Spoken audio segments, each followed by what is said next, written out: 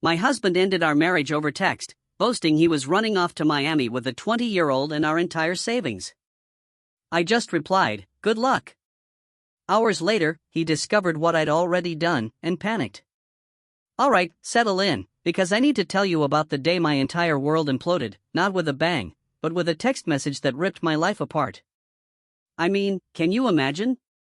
One moment I'm helping a lovely customer pick out a scarf, feeling totally normal, and the next, a ding on my phone delivers a message so cold, so utterly cruel, it still makes my blood boil just thinking about it. I'm leaving you and moving to Miami with my 20-year-old girlfriend.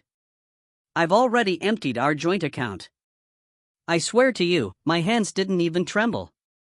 My voice didn't waver when I helped Mrs. Peterson with her purchase, wrapping it in our signature silver paper. The only sign that my husband of years had just nuked our marriage with a few casual words was a slight, almost imperceptible tightening around my eyes. The moment she left, her cheerful goodbyes fading, I typed my response, just 2 words, "Good luck." My name is Claire, and at 38, I just received the most callous goodbye in history. But while Mark, my soon-to-be ex-husband, was probably gloating over his grand exit, picturing me in tears, utterly broken by his betrayal, I was calmly locking up my boutique for the day. Because here's the thing, you guys, the signs had been there for months. The late nights at work that never quite added up to his pay deposits. The way his phone suddenly had a new password, constantly glued to his hand. The bizarre new obsession with the gym, the desperate new clothes, all of it, a pathetic attempt to recapture a youth he was rapidly losing. Then, about 3 months before that text, I found a receipt. Dinner for 2, at an expensive, romantic restaurant, on a night he'd claimed to be working late. That very evening, I went home and opened a separate bank account. A new bank, just for me. A week later, when he casually suggested we combine our accounts to simplify things, I agreed, cheerfully, while quietly moving every single penny of my personal savings into my new, hidden account.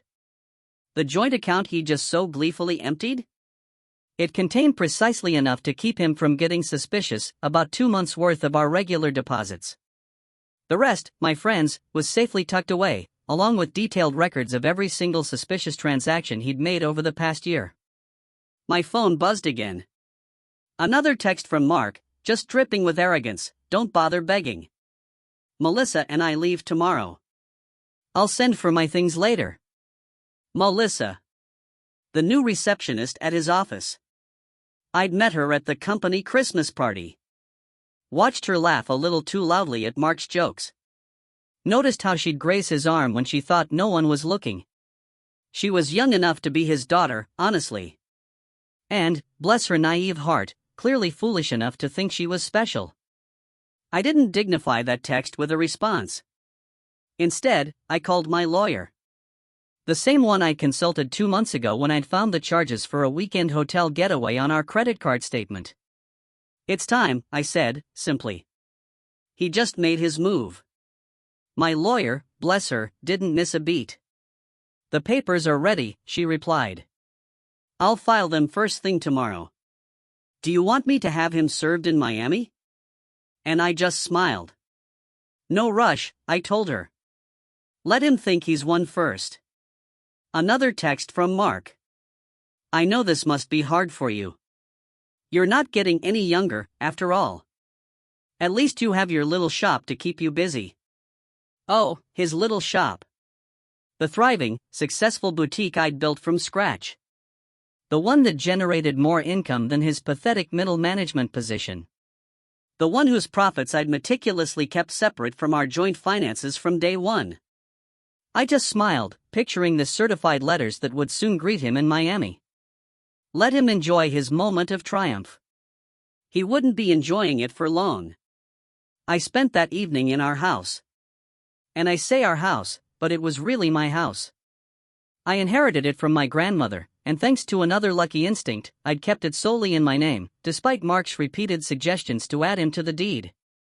As I organized the paperwork my lawyer would need, I found our wedding album. Mark looked so different then, before his midlife crisis had turned him into this pathetic caricature of his former self. These days, he wore shirts too tight for his softening middle, tried too hard to connect with the 20-somethings at his office, using slang that sounded ridiculous coming from a man of 45. My phone kept buzzing. Text after text from him, each one more condescending than the last. I've been planning this for months. Melissa understands me in ways you never could. You'll be fine, maybe you'll find someone more your own age. Already told my family, they agree we grew apart. It's nobody's fault really. I screenshotted every single one, adding them to my ever-growing evidence folder. Let him dig his hole deeper. My lawyer would love his casual admission of premeditation. His gleeful announcement about emptying our account. Then the last text caught my attention. By the way, I used the joint card to book our flights and hotel. Consider it my parting gift, LOL. Perfect. I called the credit card company. Mrs. Harrison speaking, I began. I need to report fraudulent charges and cancel a card immediately. The representative was perfectly professional, of course. Of course, ma'am, can you identify the charges? 2 first-class tickets to Miami, booked today. Hotel charges at the Royal Palm. And I'll need to remove my husband as an authorized user. Do you have documentation of the fraud? She asked. Oh, honey, do I? Text messages, I told her, from my husband, admitting he used our joint card to book travel with his girlfriend after emptying our bank account. I'd be happy to forward them. The representative's professional tone couldn't quite hide her satisfaction as she canceled the charges. Mark and Melissa would arrive at the airport tomorrow to find their tickets invalid. Their hotel reservation, gone. My phone buzzed again. Don't worry about the house. I'll let you stay there until you find something smaller. I actually laughed out loud at that one. Did he really think he had any claim to my grandmother's house? Had his ego grown so large that he'd forgotten whose name was on the deed? Another buzz, and I know the shop means a lot to you. We can work out a fair payment for your half. My half? My business that I'd built myself, funded myself, grown myself, while he complained about my long hours and called it my hobby? I poured a glass of wine. The good stuff. I'd been saving it for a special occasion. This, without a doubt, qualified. Tomorrow, Mark would learn some hard truths about property law and separate assets. But tonight? Tonight, I'd enjoy the quiet. And plan my next chapter. The morning brought a flurry of increasingly angry texts from Mark. What the heck did you do to our credit card? The airline won't honor our tickets. The hotel canceled our reservation. Answer me. I silenced my phone. Friday was always our busiest day, and I had a new shipment of designer handbags to unpack.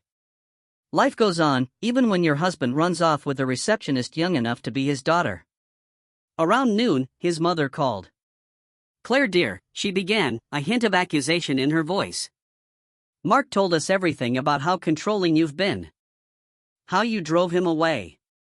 He says you're being vindictive now, causing problems with his travel plans. I put her on speaker while I calmly arranged a window display. Did he mention, I asked sweetly, emptying our joint account and charging tickets for him and his girlfriend on our credit card? Silence. Then, a hesitant, well, he said you left him no choice, that you'd been cold and distant. Barbara, I cut in, my voice firm but polite. I have his texts. Would you like me to read them to you? The one where he bragged about taking all our money? Or maybe the one where he mocked my age? Another pause. Then, he did seem a bit cruel. I told him the text message was inappropriate. I appreciate the call, Barbara, I said, already turning back to my display. I've always liked you, but I think it's best if we end this conversation now. My lawyer has advised minimal contact with Mark's family during the proceedings. Proceedings, she gasped. Already? Goodbye, Barbara. By late afternoon, Mark's sister, Amanda, was spreading family gossip through mutual friends. Apparently, Mark and Melissa were stuck at a budget motel near the airport, their Miami dreams temporarily derailed. He'd tried using his personal credit cards, but those, I heard, had been maxed out for months. Another red flag I'd noted for my lawyer. Speaking of whom, she called with an update. The emergency hearing is scheduled for Monday.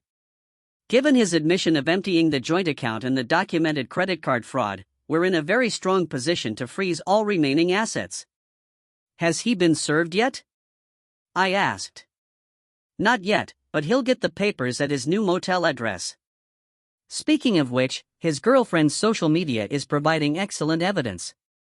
She's been posting about their adventure all day, including some choice comments about you. I just smiled, thinking of my own documentation, a year's worth of suspicious charges, hotel receipts, text messages that proved premeditation. Mark had been so focused on his grand escape that he'd never once considered I might be watching. Waiting. Preparing. My phone buzzed again. One last text. You think you're so smart, but I made copies of all the boutique financial records. Half that business is mine. I forwarded the text to my lawyer, adding it to the growing file of Mark's colossal mistakes. Let him learn the hard way about separate assets and business ownership. Sometimes, the best revenge is simply being prepared. The emergency hearing on Monday was everything I could have hoped for. Mark showed up in his new, young wardrobe, designer jeans too tight for his age, a blazer that screamed midlife crisis. Melissa waited outside, her youth painfully obvious under the harsh courthouse lighting.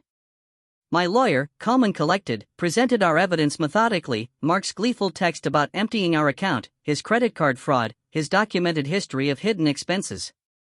Each piece carefully collected over months of quiet observation. Your Honor, Mark's hastily hired lawyer attempted, my client admits to some rash decisions, but Mrs. Harrison's actions have been vindictive and calculating. Calculating, my lawyer countered, a slight, knowing smile playing on her lips. You mean prudent. My client protected her separate assets and maintained detailed records of her husband's suspicious behavior. That's not vindictive, Your Honor. That's smart business. The judge reviewed my documentation, the separate property deed to the house, the boutique's incorporation papers in my name only, the careful separation of business and personal finances that Mark had always complained about. Mr. Harrison, the judge addressed Mark directly, his voice stern, you admitted via text message to deliberately emptying a joint account and using shared credit cards to fund a trip with your girlfriend. Do you deny this? Mark shifted uncomfortably in his seat. I was just trying to make a clean break. By committing financial fraud, the judge raised an eyebrow. And now you're claiming rights to property that documentation shows is clearly separate from marital assets? The business grew during our marriage. Mark's lawyer tried again. My client is entitled to. The business was established before the marriage, my lawyer interrupted, and Mrs. Harrison maintained strict separation of business and personal finances throughout. We have documentation of every penny invested and earned. I watched Mark's face as reality started sinking in. He thought this would be easy. Empty our accounts, run off with his girlfriend, maybe even claim half my business in the divorce. He'd never bothered to understand my insistence on keeping things separate. Had mocked my careful bookkeeping as obsessive. The court finds sufficient evidence of financial misconduct, the judge announced, his voice ringing with authority. All shared assets are frozen pending final dissolution. Mr. Harrison is ordered to return any funds removed from joint accounts within 24 hours. But that money's gone. Mark protested, we spent it on. Then I suggest you find a way to replace it, the judge cut him off. And Mr. Harrison, the court takes a very dim view of using shared credit cards to fund adventures with a paramour. Outside the courthouse, I heard Melissa asking Mark about their Miami plans. His response was lost in the confident click of my heels across the marble floor, heading back to the business he'd never understood or respected. The next few weeks brought a string of increasingly desperate moves from Mark. He tried claiming the boutique had been his idea, that he'd invested money in its early days. He even suggested he'd been my business partner all along, claims quickly disproven by my meticulous records. He's getting desperate, my lawyer observed during one call. His girlfriend's social media shows they're staying at her studio apartment now. Apparently, living on a receptionist's salary isn't quite the glamorous escape he imagined. Mark's family started reaching out, their tone markedly different from their initial accusations. I know we didn't support you at first, his sister, Amanda, admitted during an unexpected visit to the boutique. She ran her fingers over a silk scarf, avoiding my gaze. He played the victim so well. But watching how he handled everything, how he acted afterward. I'm ashamed we ever believed him. My lawyer kept me updated on Mark's continued attempts to challenge the divorce settlement. Each petition was denied, his claims of unfair distribution dismissed based on the irrefutable evidence of his own actions. He actually tried arguing that his text about emptying the account was just a joke, she told me, laughing. The judge asked if that made theft less illegal. The boutique, ironically, thrived. Boosted, I think, by local gossip about my situation. Women started coming in specifically to show support, often leaving with far more than they'd planned to buy. My ex tried something similar, one customer confided, buying a designer handbag. Thought he'd take everything in the divorce. Men like that never expect us to be smarter than them. My phone still buzzed occasionally with texts from Mark. His tone swinging wildly between anger and manipulation. You've ruined everything. I never meant to hurt you. You'll regret being so vindictive. Can't we work something out? That business would be nothing without my support. I forwarded each message to my lawyer without responding, letting him dig his hole deeper. Through the grapevine, I heard Melissa was having second thoughts. Apparently, sharing her studio apartment with a middle-aged man who couldn't afford his own place wasn't the romantic adventure she'd imagined. The age gap that had seemed exciting during secret hotel meetings felt very different in the harsh light of reality. She posted about toxic relationships and learning from mistakes yesterday, my lawyer mentioned during an update call. And removed her relationship status this morning. I almost felt sorry for Mark. Almost. But then I remembered his texts after telling me he'd emptied our account, the casual cruelty of his comments about my age, the way he'd assumed I'd be utterly helpless without him. Instead of pity, I felt something else, pride. Pride in my foresight and my quiet strength. In my ability to protect myself while he so spectacularly underestimated me. The final divorce hearing painted a very different picture from Mark's imagined triumph. Gone was his cocky attitude, replaced by barely concealed panic. Melissa was noticeably absent. She'd moved on to a co-worker her own age, according to office gossip. Mark had even shown up in his old clothes, the designer wardrobe apparently returned to help repay the joint account he'd emptied. His lawyer looked tired, probably from trying to find loopholes in my perfectly documented separation of assets. Your Honor, Mark's lawyer attempted one last time. Despite the separate property documentation, my client contributed to the growth of his wife's business through moral support. Moral support, my lawyer interrupted, holding up a printout. Like these text messages belittling Mrs. Harrison's business as a little shop? Or these social media posts calling it her hobby? The judge had clearly seen enough. The final settlement reflected my careful planning. I kept my house, my business, and all my separate assets. Mark? He got his personal possessions and his car, which was worth less than he owed on it. You've destroyed me, he hissed as we left the courthouse. I'll have to move back in with my parents. No, Mark, I said, meeting his furious gaze calmly. You destroyed yourself. I just made sure you couldn't destroy me too. His mother was waiting outside, ready to drive him to her house, his new home. At 45. The irony of his situation wasn't lost on anyone. The man who'd mocked my age was now living in his childhood bedroom while I continued running my successful business. You planned all this along, he accused, his voice thick with bitterness. You knew this would happen. No, I replied, a small smile playing on my lips. I just paid attention. And unlike you, I understood the value of keeping good records. His mother stepped between us, her face a mask of shame. That's enough, Mark. You've embarrassed yourself enough already. As they walked away, I heard her start in on him. Honestly, what were you thinking? A 20-year-old? Emptying bank accounts? Sending those horrible texts? I watched them disappear into the parking lot, feeling nothing but relief. Mark had thought he was writing the ending to our story with that cruel text. Instead, he'd merely set my carefully laid plans in motion.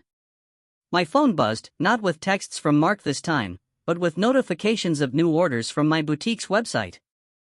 Life was moving forward. Just not in the direction he'd imagined. 6 months after the divorce was finalized, my boutique had expanded to a second location. The irony wasn't lost on me. While Mark struggled to rebuild his life, the little shop he'd dismissed was thriving. I'd hired 3 new employees and launched an online store that was gaining serious traction nationally. News of Mark's situation trickled back through mutual acquaintances. He tried dating apps but found women his age weren't interested in a middle-aged man living with his parents. Younger women, having heard about his history through office gossip, steered clear. Melissa had apparently warned her friends about him, even sharing screenshots of his desperate attempts to win her back after she'd left him. His career suffered too. The company's HR department had launched an investigation into his relationship with a subordinate, resulting in a formal reprimand. The promotion he'd been expecting went to someone else, someone who didn't have a history of inappropriate relationships with reception staff. He tried to claim age discrimination. Amanda, his sister, told me during an unexpected visit to the boutique. Said they were punishing him for dating someone younger. HR just added that complaint to his file. I was surprised to see her in my store, but her presence spoke volumes about how thoroughly Mark had alienated his own family. I know we didn't support you at first, she admitted, running her fingers over a silk scarf. He played the victim so well. But watching how he handled everything, how he acted afterward. I'm ashamed we ever believed him. My lawyer kept me updated on Mark's continued attempts to challenge the divorce settlement. Each petition was denied, his claims of unfair distribution dismissed based on the irrefutable evidence of his own actions. He actually tried arguing that his text about emptying the account was just a joke, she told me, laughing. The judge asked if that made theft less illegal. My boutique's success brought unexpected validation. Local business magazines wanted to feature my story, not as a scorned wife, but as a savvy businesswoman who'd protected her interests. Young entrepreneurs asked for advice about keeping business and personal finances separate. The best protection is preparation, I told one young woman who reminded me a little of Melissa. And always trust your instincts. Mark's mother called occasionally, usually after he'd done something particularly self-destructive. He tried online gambling, hoping for a quick fix to his financial problems, she sighed during one call. He'd gotten involved with a pyramid scheme that promised fast returns. Each attempt to recover his former lifestyle just dug him deeper into trouble. I don't know where we went wrong with him, she confessed. His father and I offered to help him get back on his feet if he'd just take responsibility for his actions. But he's still blaming everyone else, you, Melissa, his company, the judge. I listened politely but maintained my distance. Their family drama wasn't my problem anymore. My life had moved forward, filled with plans for a third boutique location and a possible expansion into luxury accessories. The only reminder of Mark's impact on my life was a framed screenshot hanging in my office, his final text before I blocked his number: "Have fun with your little shop, at least it'll keep you busy in your old age." Below it sat my latest business award, proof that sometimes the best revenge is simply succeeding on your own terms. 1 year after the divorce, I hosted a grand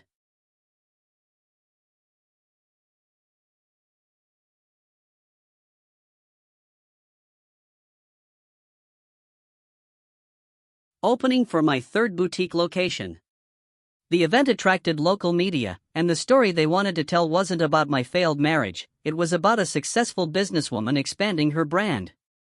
Mark's betrayal had become a mere footnote in my success story. During the event, Melissa unexpectedly walked in. She looked younger than ever, or maybe I just felt that much stronger. She shifted uncomfortably, clutching her purse like a shield. "I owe you an apology," she said quietly. "I believed everything he told me about how you were cold, controlling, how you didn't support his dreams. Then I watched him try the same manipulation tactics on me when things got tough." I continued arranging a display of designer sunglasses. "Those weren't his dreams, Melissa," I told her softly. "They were escapes. There's a difference." "I know that now," she paused, then added, "He tried to move in when you froze the accounts. Thought my studio apartment would be temporary. After 2 weeks of him complaining about the size of my closet and suggesting I take out a loan for a bigger place, I understood what you meant about the difference between dreams and escapes. I actually laughed at that. Let me guess, I said. He had big plans, but no way to fund them? Exactly. Everything was going to work out once his investments paid off, once he got that promotion, once his cryptocurrency definitely increased in value. She shook her head. I'm dating someone my own age now. We have student loans and a small apartment, but at least we're building something real. After she left, my assistant manager whispered, "Was that the girlfriend?" No, I replied. That was just another woman who learned the same lesson I did.